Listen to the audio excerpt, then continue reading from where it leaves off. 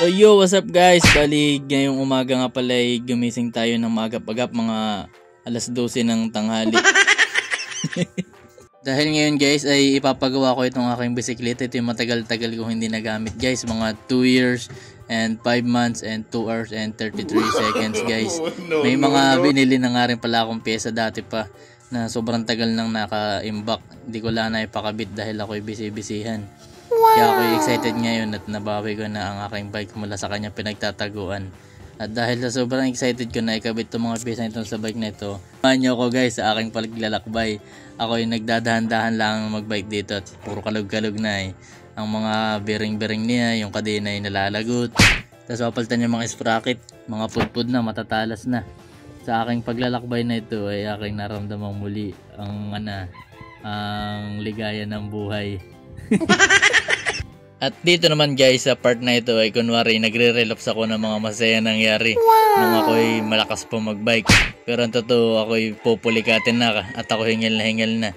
Ako'y namamahinga ng kaunti. At ang nasa isipan ko, aabot pa kaya ako na ito sa bike shop? Ano kaya ang susunod na mangyayari sa buhay ng Kuya Arden ninyo? Kaya pinas forward ko lang yung video dito para kunwari ako'y mabilis manakbo.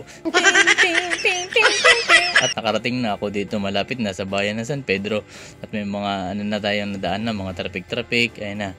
Kasi ako'y nagugutom. Naalala ko si Macdo. Bigla ako nakarating dito sa bike shop ni Kuya. Si Kuya Ronald pala yung gumawa ng bike ko. At maya pa ay tayo ng kasunod na gagawin ni Kuya. Tayo na sunod na gagawin ni Kuya. Kaya diniskarga ko na yung gamit ko. Kasi binuksan niya yung laman ng kahon. At nakuha niya ang lucky jackpot na sprocket. Kasi type 9 speed niya pala itong ipapakabit natin na sprocket kay Kuya Ronald. Ayan, tas pang crank na 36 teeth. Tas yung tawag dyan, basta yung lalagay sa hub. Tas 9 speed na kadena at bottom bracket.